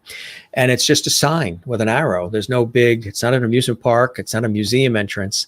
And you see that road. And this was in August, about a year or so ago. And you see the heat coming off, the humidity coming off the road. It was already like 105 in Las Vegas. So in Death Valley, who knew what it was going to be? Didn't tell anybody I was going. In a rental car, no supplies, no other people. Wow. So I say, what the heck? I'll take the car. Something keeps leading me to this sign. So I'll go explore. I'll dip my feet into Death Valley, go for a little bit, and then probably turn around, go back to the hotel until the flight leaves back east in the morning. Something pushed me to go in, and I went in driving this rental car. And within the first 15, 20 minutes, I felt guilty. I felt tremendous guilt. And the guilt that I was feeling was that I was not creating what I'm seeing, this raw earth, the visual beauty of the desert, the mountains, expansiveness, was not creating this for other people and not sharing it, Mr. Communal as I am, not sharing it with anybody. Just me. I'm in this car alone experiencing this. So I felt guilt that I didn't have family and loved ones and friends in the car to hear their oohs and ahs, to hear them say, oh, Jim, look at that. Wow, look at that. All the things I was seeing in a singular fashion. So I felt the guilt that I wasn't sharing it with the loved ones and friends. So as I started to feel that guilt it lasted about 15 to 20 minutes into this drive. And I felt this real compelling feeling to turn the car around and say, you know what, if I'm going to come to a place like Death Valley, which I'm putting on a pedestal, I might as well do it when I have family and friends with me. So we'll come back one day to Pahrump, Nevada and take the drive. Not knowing if you're ever going to be returning to Pahrump, Nevada for any reason. But I said, I'll wait and I'll come back. When I started to second guess the driving and feeling the guilt, there were three major energies all at the same time that I felt. One was the energy of the actual earth. I felt the pull and energy of the actual planet, that I'm actually on a planet in a universe, and how cool that is. And the reason why it had to be a Death Valley and it couldn't be the ocean, because I grew up on the coast, I live near the coast, and the coast and the ocean for me is my go-to place. You have to drag me out of the ocean. I swim in it, surf it, boogie board it, walk it. It's my place, the ocean. It couldn't have been a lush forest. It couldn't have been a garden. It couldn't have been the action and life of the city, because I feed off the energy of other people and I give it back. It had to be stripped desert, risk, alone, hot, whatever, no planning, don't script it, don't rehearse it, just go in. So the energies were the earth, then this tremendous depth of nature. I felt this incredible feeling about being surrounded by raw nature. And then the third was an essence of the divine. I felt like there was something, all these three things, these energies, the earth, nature, and the divine, were way larger than me. And each one of them could extinguish me in a second with a storm or the car overheat. Anything could happen. But I was to trust in these energies of the earth, nature, and the divine, to sort of put my trust in them and in myself to guide me continually alone without anybody knowing I'm doing this in this rental car in August in the desert in Death Valley. So I handed the trust over to those three energies, which guided me. And as I did that, when I did that, put the trust in myself and the three energies, all of a sudden there was a burden lifted. And the burden was this guilt of not sharing this experience with loved ones and friends. That guilt was lifted. And then suddenly it became totally my experience. So bottom line, the story goes further. People want me to write a book about it, but to summarize it, drove all the way through Death Valley and all the way back. And people say to me, well, what did that do for you? What did you get out of that? And I said, well, three major things that stuck with me. It didn't change the essence or the soul or the heart-centric way that I am at all. But what it did do is it confirmed a few things. It told me that the world's going to continue to spin on its axis, whether I continue to rescue it and save it all the time and put out everybody's fires and always rescue everybody at the expense of putting my fire out first before I run with buckets of water to put out everybody else's fires. So that was the one thing. The second thing was there will be experiences that you will experience where you're the only one in the room. You're the only one there on that road in Death Valley. And what you saw and what you felt and what you experienced was just for you. And it doesn't have to be shared all the time. And it doesn't always have to have the others in the car for it to be solidified or heightened, or you don't have to be the one always creating the experience all the time. It is a gift that you were given. Take it. It's not selfish. It's not greedy to experience it in a single-handed fashion like that. And then the third thing was, I've always said that when I'm on a plane and I hear the flight attendants say, okay, in the event of an emergency, the oxygen mask is going to drop, and put the oxygen mask on yourself first before you help the person next to you. Mm-hmm. I was always raised, and I was always of the understanding and belief that help thy fellow man. I'm going to help her or him first and get that mask on them first before I put it on me.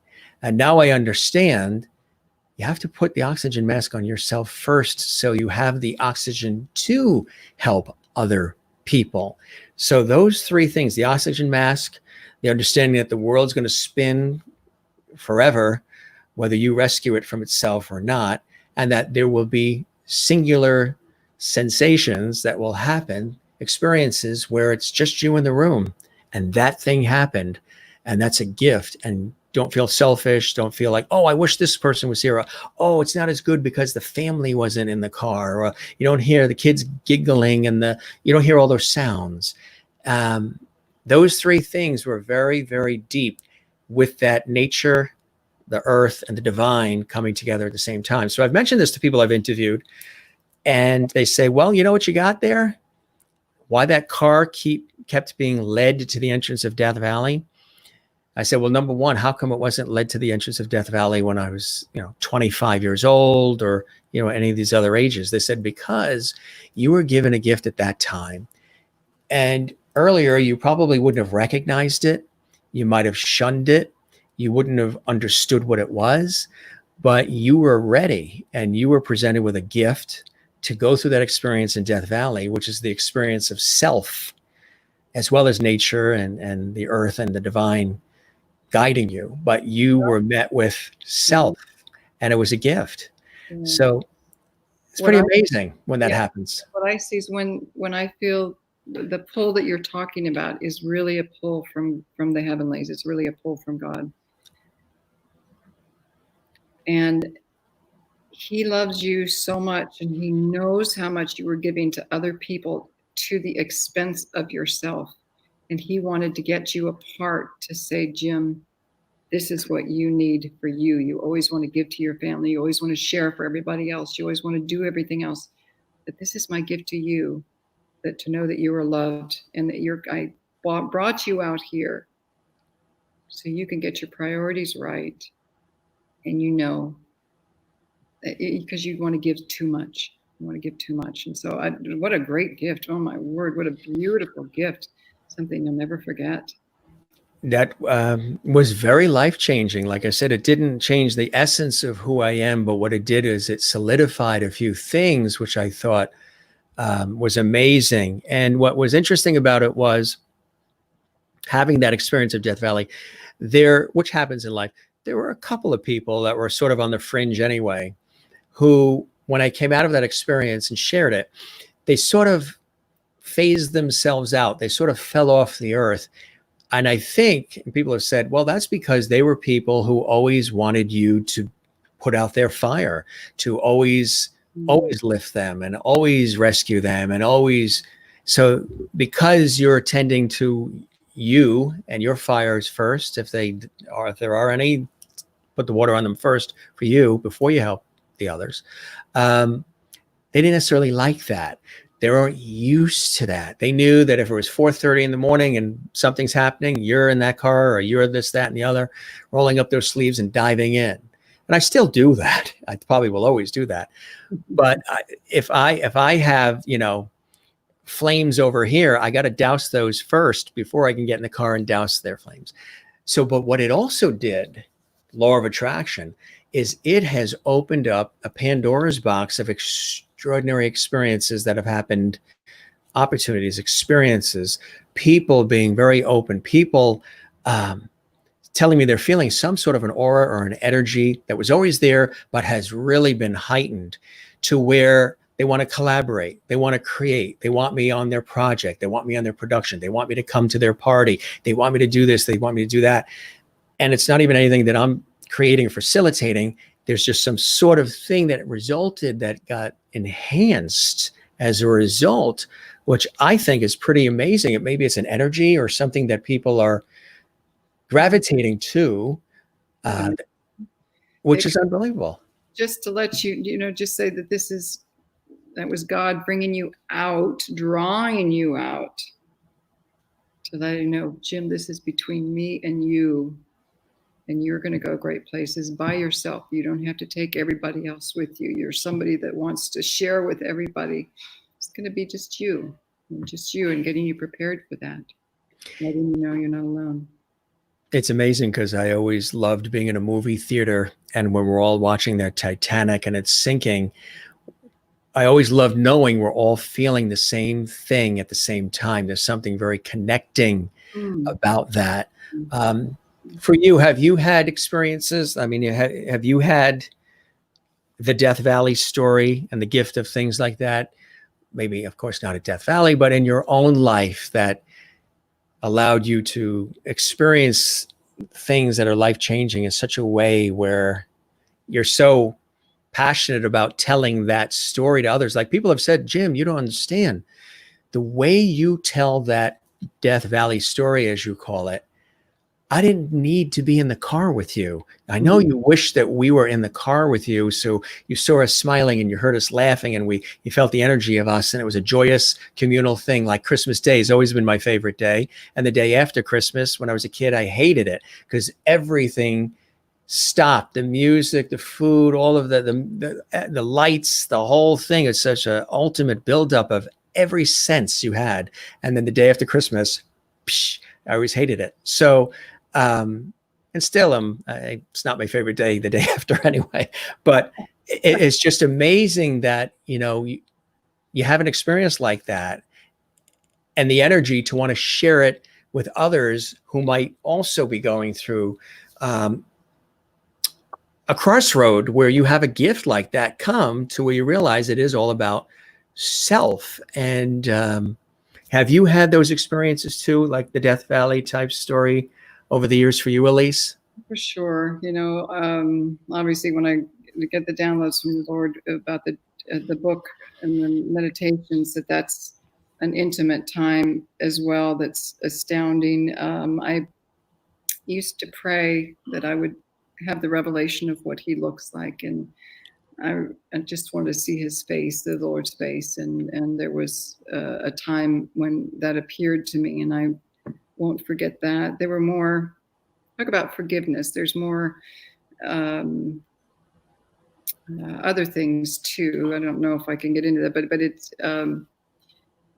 obviously I didn't understand a lot that why my mother would have given me up but then taken me back later in life. And I remember when I had moved back with her, I think I was about 13 at 10 when I went with her, but this happened when I was 13. I had put up even as much as I wanted to be loved, I put up a shell, and I was pretty hard to be loved because I was tough. And remember one time I was coming out of the bathroom into the hallway, and we got into an argument, and she called me she misunderstood something that I had said, and she was very angry and very hurtful and called me a lot of names. So when I was going through some guided prayer, when I started my ministry to kind of help me ease some of my past things, someone led me through this guided prayer and said, well, where was Jesus when you were going through all that pain? And I closed my eyes, and all of a sudden I could see that I was under his arm. I was under his left arm, and I was crying, and he was holding me. And then she said something else. She said, where is your mother right now? And you know what? For the first time, I saw him holding her under his right arm and her crying. Because what we don't understand, and help me with forgiveness, we're talking, a lot of forgiveness issues too. We never know what has happened in somebody else's life. And her life, I think, was very, very difficult. And because of that, she made some of the choices that she has. I think in every situation that we're going through right now, we don't know what the other person has been through. We don't understand. That's why sometimes God can help us forgive and learn to love everybody through it all, because only he knows. That's right. That's exactly right. And sometimes, like you say, when the gift is presented you, like they had said, well, gee, maybe when you were 25, you wouldn't have recognized that gift. You wouldn't have understood it. You had to live life. Yeah. Live life to then be open to that gift. Yeah. And I tell you, it's unbelievable, Alyse, as you know. I mean, you can attest to this. You want to get on top of Mount Everest with a bullhorn and just tell everybody what that is like when you have experiences like that, especially when you have the, joining of the energy of the earth, nature, and the divine strongly in a situation where there is danger, risk, unknown involved on a road that goes on forever, in a rental car in August in Death Valley. And you have these things, these energies saying, look, we're not going to hold your hand necessarily, because this is, as much as you know that we're here for you, this is also about self. This is, if we took a photo, the only thing we would see is you, the rental car, and Death Valley. That's it. So you feel the energies around you sort of enveloping you. You can embrace those energies and go with it. We can turn that car back and just go to the hotel and wait for that flight in the morning. And understanding the depth of those energies lifted the burden and the guilt of not having the loved ones and friends in the car. Because I always was like that. Whenever I would do, I'd go on school trips in college, or I would be on a TV shoot somewhere, or somewhere where the loved ones and friends were not in the room. I would take a ton of pictures and video, so I can share it. But there was always this feeling like, I wish so-and-so was with us. I wish this person, I wish, that they were experiencing this. And I would always have this little bit of a guilt that I was experiencing it and the loved ones and friends weren't.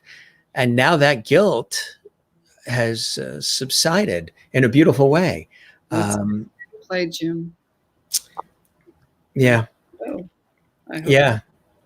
It's a really cool thing. It really, really is. And that energy, that passion and that energy has just doubled. And it actually makes you want to do even more than you already were doing for people before. But you set boundaries. That's the thing that my sister is very, very similar in many ways too. we never really, and I've even seen it in my parents always running to everybody too in times of need, constantly putting themselves aside for everybody else. So maybe it's a family trait as well. But also setting logical and realistic boundaries. You have to do that as well, right? Otherwise, you can be consumed, putting out all the fires. Especially for you. Sounds like that was your thing, that God really needed to tell you, slow down, buddy. It's between me and you, and I've got you and my vision, not everything else. And everybody else. Mm-hmm.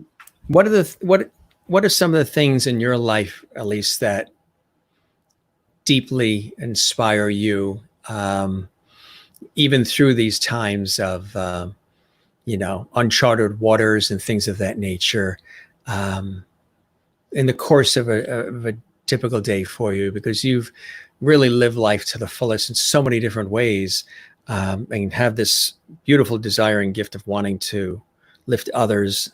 What are some of the basic things in life that that really move you in such a deep way? Well, every morning I try to get up early. And again, I'm going back to the same thing, but I spend time in the Word. I spend time journaling. I spend time praying and praising God and reading the Bible. And then I like to go out and walk. We've got a big property here on the back of our property. We've got a big cross. I'll sit there, and I like to go horseback riding. We've got horses. Love my husband. He's always an inspiration to me, and his passion for America, passion for life, his passion for veterans, and God, his passion for me. We're very blessed. Yeah, so absolutely. What before we conclude, what would be a message of hope, maybe, that you would want to share with viewers who are watching worldwide right now on the show live, or maybe watch this later, on YouTube or what have you, in the archives, something that maybe can lift them up and show them that life really is a beautiful thing. And I always say, love one another, count your blessings, and well, I'll say that as well, but then look to God as well, because he is never going to leave you. Never will he leave you or forsake you. He is always there. Right. Spend time learning about that so you get comfort and peace.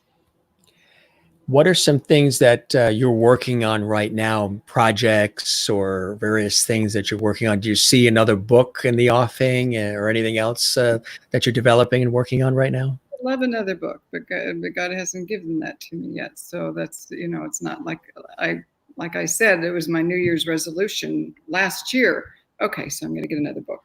And so you sit there and you wait and you wait. This is a different type of book, right? It's not something I wrote. It was what God inspired. And right. I think you're supposed to this is the book, the words that he has given me to encourage others. And I'm to go on with this one right now and try to share it and try to get other people to know, just so they read it, so they know that how much they're loved and encouraged. And he sees inside their home. He knows everything they're going through, and they can be encouraged. That's a beautiful thing. Alyse, this was really joyous having you here on the show. And I'm so honored that you were able to spend time with us this amount of time, because it's such an important message. And thank you for your important message. That was really touching, really beautiful. I appreciate that. And I haven't really shared it with many people. I've been sharing it every once in a while with some folks here on the show and some of my professional work. But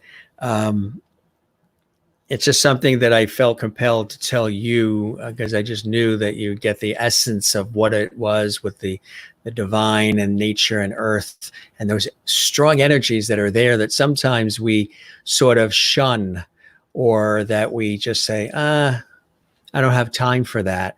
But boy, make time for that, because it is some amazing stuff that happens as a result, as is knowing you and wonderful Tony, two extraordinarily amazing people, gifted, talented, empathetic, loving, warm, funny, and giving of time, and of yourselves. And I want to personally thank you so much for joining us here on the show, Alyse. And you are welcome back, as is Tony, anytime that you want.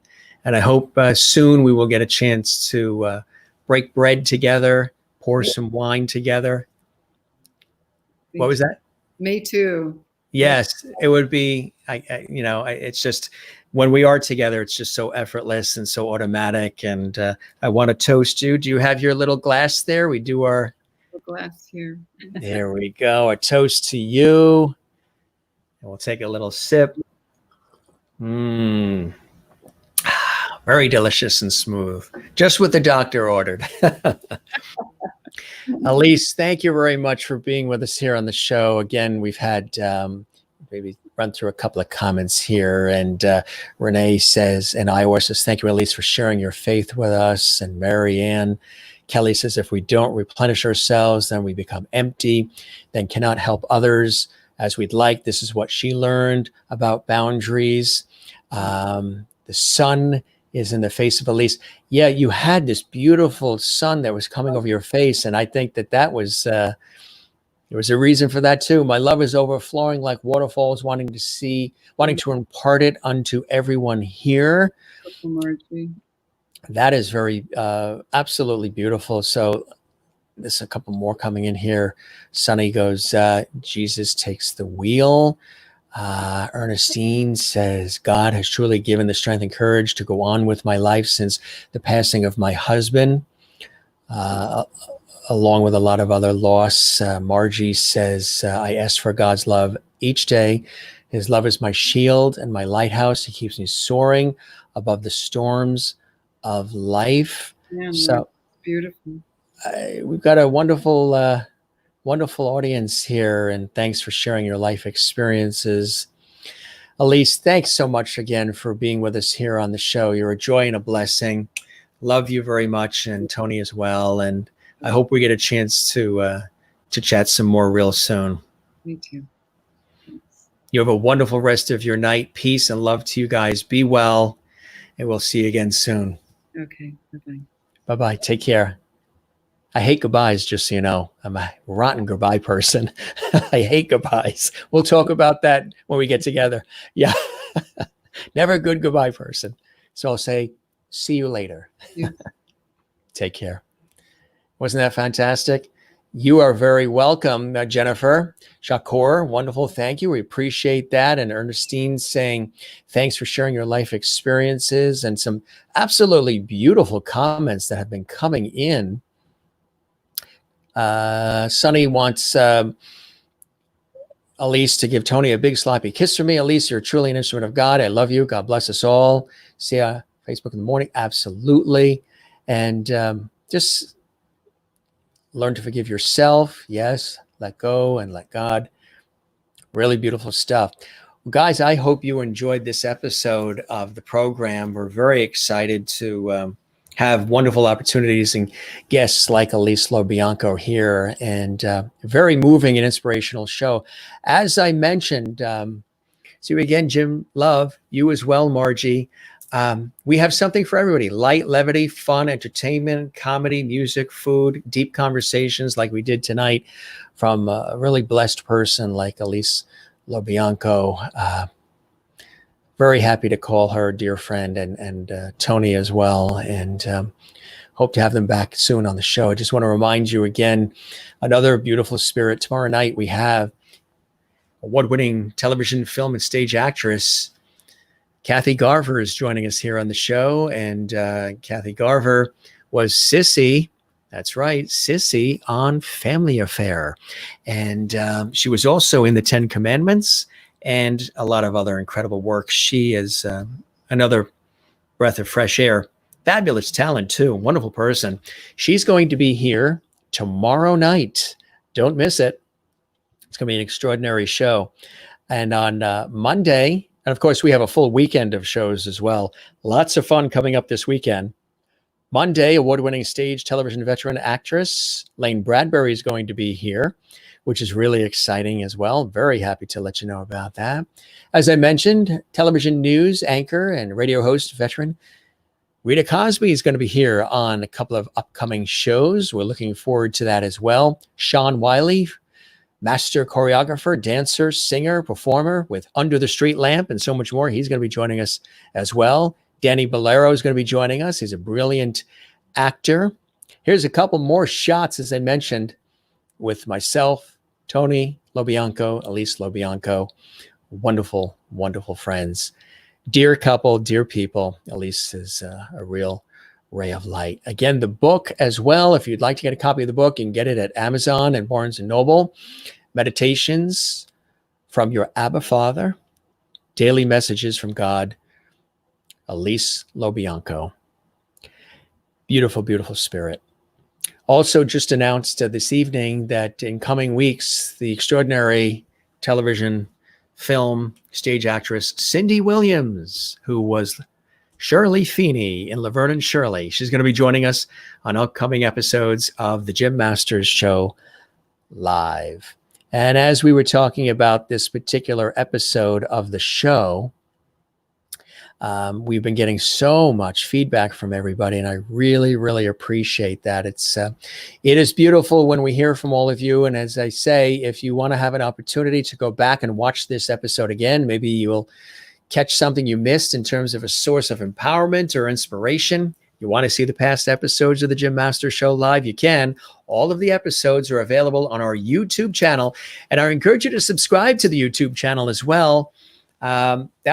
That would be terrific. We've had so many people hopping onto the YouTube channel, and we appreciate that. And to Valerie, who lives on the farm, Alyse and Tony's farm, I didn't realize there was that connection, Valerie. That is very, you watch our show, and then you mentioned to Alyse that you watch this show all the time and that you didn't realize she was going to be on tonight. Well, there's a reason for everything, Valerie. And again, thank you for being with us tonight. A very special episode with Alyse LoBianco. If you want to see it again, or 7 weeks, all of our episodes, 1, 2, 3, 4, 5, 6, 7, just go to our YouTube channel at Jim Masters TV. They're all there for you. Some amazing guests, wonderful topics, light, levity, and lovity coming your way. And again, if you'd like to subscribe to the YouTube channel, it's there for you at Jim Masters TV. And the fan page is Jim Masters TV as well. You can also find me on Instagram at Jim Masters TV and on Twitter at Jim Masters TV as well. And we thank you also for sharing the links, the promotions that we post, the promotional blasts, promoting what's coming on in upcoming shows, and sharing the links to the YouTube channel and the Facebook page and so much more. We're here every night, 7 p.m. Eastern and 4 p.m. Pacific, and 1 a.m. in Holland, where Wiley is. And we thank you again for making this show what it's really turned out to be, which is a joy and a blessing. Thank you very much. We appreciate it, Margie there in Washington State. And yes, it is 2:50. She always gives us time updates. There you go, Willie. I can't believe you're still with us, and it's 2:50 a.m. there in Holland. So I will give you those Dutch tulips once again. We raise these for you. And thanks for those pictures. Hey, folks, if you want to send some pictures of your gardens, your yard, whatever it may be, your grandkids, you can send them to the show's email, which is jimmasterstv@gmail.com. jimmasterstv@gmail.com. And maybe this coming weekend, we will post them on our show. You know, I like to be very viewer-centric and interactive with all of you. So you can definitely do that. And maybe we'll post them over the course of the weekend. Of course, this weekend, we have our Saturday night fun night and lots of cool things happening Saturday night, and then Sunday as well. And Sunday is Father's Day. Very special day, Father's Day. Can you believe it's already here? Mother's Day came and went, Easter, Passover, St. Patrick's Day. I mean, this year is just going by so fast because of all the monumental things we've been dealing with. Father's Day is this Sunday as well. Tribute to all the wonderful fathers, my dad and all the fathers out there, grandfathers. Thank you again for your guest tonight. Good night, everyone. Stay safe. God bless. All hope to be back tomorrow night. Yes, with our very special guest, television, sitcom, actress, and more. Author, very inspirational person, Kathy Garver, who you may remember as Sissy Davis on Family Affair with Sebastian Cabot and Brian Keith and Nissa Jones, Johnny Whitaker, and the whole gang. Renee Jones Oscom in Iowa, thank you very much. I'm so happy to know that you enjoyed this very interesting and deep episode of the Jim Masters Show Live. Again, this is all about variety, this show. It isn't the same thing every day. We want to touch lives in so many different ways. Thank you, Jim, for another interesting and uplifting show.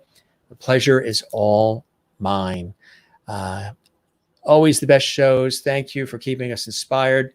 Thank you very much, Martha in Michigan. I appreciate that. I'm glad the show touched you. As Alyse told you about her life, I shared some experiences, the Death Valley story and a few more. And I think when you share your stories and you connect one another, everybody grows and everybody's inspired. I've heard stories people have told me that have inspired me. I'm inspired when I share stories as well. And it's pretty cool stuff. It really, really is. Wonderful show from Karen in New Hampshire. Thank you very much, Karen. We appreciate that. We're glad you're watching as well. And we welcome all the new folks who have been watching tonight. We had a lot of new people from all around the world who joined us, all across the United States, Canada, Asia, Europe, Australia, New Zealand. This just continues to grow by leaps and bounds. And you know what? It's exciting. That's right. I want to get on top of Mount Everest and say, hey, the Jim Masters Show Live is on every night, 7 p.m. Eastern, 4 p.m. Pacific. Join us for light, levity, and love. And don't forget, everybody, you know what we say. I was showing all this before we went live. I showed Alyse the George Burns, the genie, the silver, Jimmy the clown. Told her about the lights, camera, action. She loved it. She said it was really cool. And she loved this too. As I say here on the Jim Masters Show Live, I might be the host and the star of the show, the personality, the executive producer, this, that, and the other. However, I think you guys are the stars. You and you and you and you and you and you and you and you, all of you. There you are. There you are. You guys are the stars. Absolutely. Don't need these anymore. I can breathe. You guys are the stars. Absolutely. And don't forget to relax and breathe. Alyse was talking about that deeply tonight, my very special guest. So make sure that you relax and breathe. There you go. Just think of the ocean. Think of a warm breeze, maybe being along the coast, walking in a forest, whatever it is. May sound Pollyanna to some, but what the heck? Pollyanna certainly beats negative, that's for sure, because there's so much negativity out there these days, enough to consume any of us. So light and love, levity, relax, breathe, count your blessings. As we said earlier, breathe from the diaphragm. You know, when you do that, it's just, you just feel alive. You really do. It's almost like eating protein in a way. You just feel the energy of it all. So relax, breathe, enjoy life, count your blessings, like Alyse said. And I say the ocean tides will come in and out. The sun will shine tomorrow, hopefully. It will always rise and set. Birds will be chirping and life continues. And we appreciate all the love and light and laughter. Thank you very much. When you speak from your heart, it translates. Bum, bum, bum, bum, bum, bum. I second that emotion, absolutely. 2:58, Willie. Willie's still not in bed yet. We're going to tuck Willie in. Bye, everyone. Have a great night. All right, everybody. Let's collectively tuck Willie in Holland into bed now. It's 3 a.m. for her. She stayed with us. We really appreciate that, Willie, and we really appreciate all of you. So I say good night, and my cast of characters here say good night to you and you and you and you and you and you and you, wherever you are around the world. Thanks for being with us. Tomorrow night, 7 p.m. Eastern, 4 p.m. Pacific, Kathy Garver from Family Affair, the sitcom on CBS in the 60s and 70s, and so much more will be here. A very special night. Looking forward to it. And Willie says, sweet dreams, Miss Willie. Everybody's saying good night. And good night to you as well, Jennifer. I hope you'll join us regularly. It's a pleasure. And I see you there. It looks like you're on a horse or a pony, or is it a donkey? It's hard to tell, actually. But whatever, you look very, very at peace there. Absolutely. Good night, everybody. This is Jim Masters thanking you for your time this time. Till next time, we will be here tomorrow evening or day, whatever it is for you. 9 p.m., good time to wrap it up. And donkey. Yes, good. I'm glad I've got that in. That is a donkey, huh? That is cool. I know if I look this way, it looks like I'm not looking at it, right? Because it's on your screen, she's there. So I'll look there like I'm looking at the donkey. That's a cool shot. It's a donkey. Yes, it is. See, on my screen, it's just a little tiny thing, so I can't really see it. All right, gang. Love you all. You take care. You're watching the Jim Masters Show, where light, levity, and love reign. Great guests and all kinds of cool things. And another comment coming in. Smiles. There we go. Good night, everybody. Take care. Thanks for being with us tonight. You guys are the best. We love you all. Thanks for watching the Jim Masters Show live. See you tomorrow night. Light, levity, and love to all. Great night coming up tomorrow. Good night. Take care. Bye-bye.